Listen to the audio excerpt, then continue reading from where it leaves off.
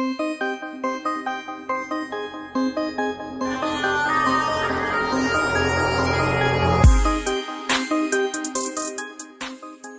आज हम आपको सैर करवाएंगे यूरोप में वाक़या एक आज़ाद जमहूरी मुल्क पुर्तगाल की, जो कि यूरोपीय यूनियन का 11वां बड़ा मुल्क है, जो 15वीं सदी ईस्वी में दुनिया के काबिल ज़िक्र सियासी, मुआशी और फौजी ताकत के तौर पर सामने आया। आज इसे बेहतरीन तर्ज रहाइश के हामिल लोगों का एक तरक्की याफ्ता और खुशहाल मुल्क होने का एजाज़ हासिल है। शायद यही वजह है कि दुनिया के गरीब तरीन ममालिक के लोगों की अक्सरियत तलीम और हसूल रिज़्क़ के लिए यहाँ का रुख करते हैं। पुर्तगाल की तारीख के अलावा बहुत सी दिलचस्प और अजीब मालूमात आज हम आपके साथ शेयर करेंगे, जो यकीनन आपके लिए इल्म का सबब बनेगा। पुर्तगाल, जिसका सरकारी नाम जमहूरिया पुर्तगाल है, इस मुल्क की सरहदें शमाल और मशरक़ में स्पेन, जनूब और मगरब में बहरिया ओकियानूस वाक़ है। पुर्तगाल का दारुल हुकूमत लिस्बन है, जिसको मुल्क का अजीम तरीन शहर होने का एजाज़ भी हासिल है। पुर्तगाल के कैपिटल यानी लिस्बन को यूरोप के कदीम तरीन शहरों में से एक शहर माना जाता है। इस शहर की बुनियाद रोम से 4 साल पहले लिखी गई। इस शहर की पॉपुलेशन 28,55,026 अफराद पर मुश्तमिल है और मुल्क की 27% आबादी इस शहर में आबाद है और आबादी के लिहाज से ये शहर यूरोप का 11वां बड़ा शहर है। दोस्तों, लिस्बन पुर्तगाल का दारुल हुकूमत और सबसे खूबसूरत शहर है। इसे सहलो यादगार और सब्ज़ोज़ारू का शहर कहना गलत नहीं होगा। समंदर के किनारे वाक़ साहली शहर में वो सब कुछ मौजूद है जिसकी एक से उम्मीद करता है। यहाँ के लोग खूबसूरत होने के साथ नहायत खुश अखलाक और मेज़बान हैं। यहाँ पर सियाहत को फ़रोग़ देने वाले इदारों ने सियाहत के मतलब बेशुमार सहूलतें दे रखी हैं, जिनमें खुली छत वाली बसें, एक किनारे से दूसरे किनारे तक ले जाने वाले बहरी जहाज़, पानी में चलने वाली बसें और सड़कों पर बिजली से चलने वाले रिक्शे भी चलते दिखाई देते हैं। यहाँ के खूबसूरत साहलों पर लोग अपनी थकान लेकर आते हैं और नडाल वजूद के दामन को तालवी से भर कर ले जाते हैं। इस साल की खूबसूरत रेत पर इंसानी परियों का बसेरा समंदर में भी हलचल मचा देता है।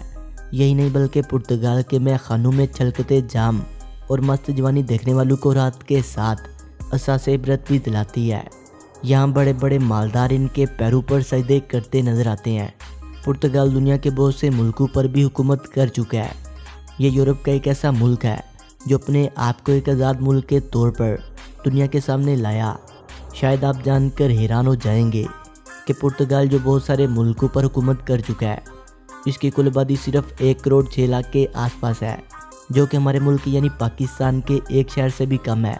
15वीं सदी ईस्वी के दौरान पुर्तगाल की फ़ौज दुनिया की ताकतवर फ़ौज थी। इसी दौरान हेनरी और वास्को दुनिया के बहुत सारे मुल्कों को अपने कब्ज़े में करने के लिए कामयाब हुए, जो यूरोपीय मुल्कों के लिए बहुत फ़ायदेमंद साबित हुए।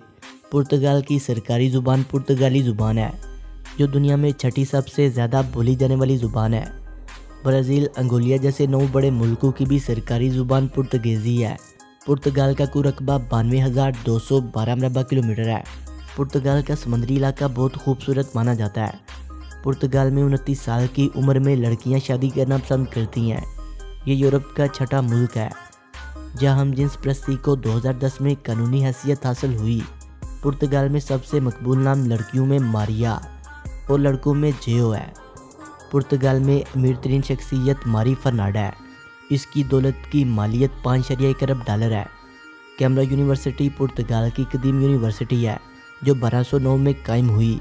लिस्बन में वास्को डे गामा पुल यूरोप का सबसे लंबा पुल है, जिसकी लंबाई 17,885 मीटर है। मुल्क का कौमी जानवर लबरीन भेड़िया है और कौमी फूल लिवेंडर है और पुर्तगाल का सरकारी खेल फुटबॉल है। मुल्क में औरतों की निस्बत मर्दों की तादाद ज़्यादा है। मुल्क का सरकारी मज़हब मसीहत है। मुल्क में ज़्यादातर लोग रोमन कैथोलिक फ़िरके से तल्लुक़ रखते हैं, जो मुल्क में 81% है। मुल्क में 3% लोग ईसाई, 1% मुसलमान, 0.6% यहूदी, जबकि बाकी अपना मज़हब बताना पसंद नहीं करते। मुल्क में ड्राइविंग दाईं तरफ की जाती है। पुर्तगाल का फ्लैग 2 कलर ग्रीन सुर्ख कलर से मिलकर बना है। इन दोनों के दरमियान में पुर्तगेज़ी शील्ड का निशान है।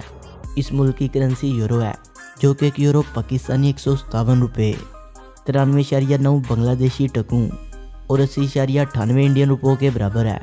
पुर्तगाल का सालाना GDP 314.1 बिलियन डॉलर है। ये मुल्क सेहत पर अपने GDP का 9.5% खर्च करता है, जबकि तलीम पर अपने GDP का 5.1% खर्च करता है। یہ ملک ٹائم کے لحاظ سے پاکستان سے 5 گھنٹے، انڈیا سے 5.5 گھنٹے اور بنگلہ دیش سے 6 گھنٹے پیچھے ہے۔ دنیا کی آدھی سے زیادہ گاڑیاں پرتگال میں تیار ہوتی ہیں۔ ملک میں ٹرانسپورٹ کا وسیع نظام موجود ہے۔ ملک میں 14 airline, 112 aircraft register ہیں۔ ملک میں کمرشل اور نان کمرشل 64 ایئرپورٹ ہیں، جن میں 43 پر رن وے کی سہولت موجود ہے۔ ملک میں 3075 کلومیٹر ریلوے کا نظام بھی موجود ہے۔ پرتگال کی قومی ڈرنک شراب ہے۔ مشہور سیاح واسکو ڈے گاما بھی پرتگیزی تھے۔ پرتگال کاروباری آزادی میں 21ویں، پراپرٹی میں 28ویں، ٹیکنالوجی میں 36ویں اور کرپشن فری ممالک میں 28ویں نمبر پر شمار ہوتا ہے۔ ملک میں بے روزگاری کی شرح 8.9% ہے۔ دنیا میں تقریباً 50% سے زیادہ لیڈیز پرس پرتگال میں بنائے جاتے ہیں۔ اس ملک کا کالنگ کوڈ +391 ہے۔ اس ملک کا انٹرنیٹ ڈومین نیم .pt ہے۔ اس کی تاریخ بھی بہت دلچسپ ہے۔ یہ تاریخ کی پہلی عالمی سلطنت تھی جو جنوبی امریکہ، افریقہ، ہندوستان اور جنوب مشرق ایشیا تک کے مختلف علاقوں پر قابض تھی۔ یہ جدید یورپی نوآبادیاتی سلطنتوں میں سب سے زیادہ عرصے تک قائم رہنے والی سلطنت تھی۔ اس کا حد تقریباً 7 صدیوں پر محیط ہے، جو 1415 میں کویت پر قبضے سے لے کر 1999 میں مکاؤ کو چین کے حوالے کرنے تک پھیلا ہوا ہے۔ پرتگیزی جہاز ران تھے جنہوں نے 1419 میں افریقہ کے ساحلوں کو کھوجنے کا آغاز کیا، جو ساحلوں کی تجارت کے لیے نئے بحری جہازوں کی تلاش کر رہے تھے۔ جہاز رانی نقشہ سازی اور اس وقت تک جدید ٹیکنالوجی کا استعمال کرتے ہوئے پرتگالی جہاز ران مسلسل کامیاب ہو رہے تھے۔ پرتگال بیرون ملک سلطنت دراصل کسی دوسرے ملک کی کالونیوں اور قلعوں کا ایک سلسلہ تھا، جس سے پہلے وائسرے فرانس کوڈی المیڈا نے کوچن میں اپنا ہیڈ کوارٹر قائم کیا۔ 1510 میں پرتگالی دارالحکومت کو گوا میں منتقل کر دیا تھا۔ 1844 میں بھارت نے وہاں سے پرتگالی اختیارات ختم کروا لیے۔ 1580 عیسوی سے 1640 عیسوی کے دوران پرتگال تاجر ہسپانیہ کے ساتھ اتحاد میں بھی شامل تھے۔ پرتگیزی سلطنت کے زوال کی بڑی وجہ پرتگیزی سلطنت کی آبادی کا کم ہونا تھا، اور کم آبادی کے باعث پرتگال اپنے تجارتی مقامات اور کارخانوں کے پھیلتے ہوئے جال کا تحفظ کرنے میں ناکام رہا، اور اسی طرح سلطنت کی طویل اور بدترجیح زوال کا شکار ہوئی۔ 1922 میں سب سے بڑی اور منافع بخش نوآبادی برازیل کا ہاتھ سے نکل جانا سلطنت کے لیے ایک بڑے دھچکے سے کم نہ تھا، جس کی سلطنت کبھی تلافی نہ کر سکی۔ 1961 میں گوا میں موجود پرتگیزی دستے نوآبادی کی جانب بڑھتے بھارتی فوجیوں کا مقابلہ کرنے کے لیے ناکافی تھے۔ دوسری جنگ عظیم کے بعد پرتگال کے رہنما انطولیہ نے اس وقت پرتگیزی سلطنت کو بحال رکھنے کی کوشش کی۔ انطولیہ نے افریقی نوآبادیوں میں آزادی کی جدوجہد کرنے والی قوتوں کے خلاف ایک طویل اور خونی جنگ لڑی۔ یہ غیر مقبول جنگ 1971 میں ان کی حکومت کے خاتمے کا باعث بنی، جسے تاریخ پرتگال میں انقلاب گلنار کے نام سے یاد کیا جاتا ہے۔ نئی حکومت نے فوری طور پر اپنی حکمت عملی تبدیل کی اور مکاؤ کے علاوہ اپنے تمام نو آبادیوں کی آزادی کو تسلیم کر لیا۔ مکاؤ کو 1999 کے ایک معاہدے کے بعد واپس چین کے حوالے کر دیا، اور اسی طرح پرتگیزی سلطنت کا اختتام ہوا۔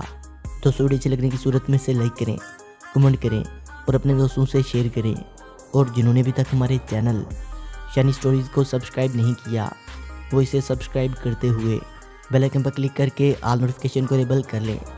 ملتے ہیں ایک نئی ویڈیو کے ساتھ، تب تک کے لیے خدا حافظ۔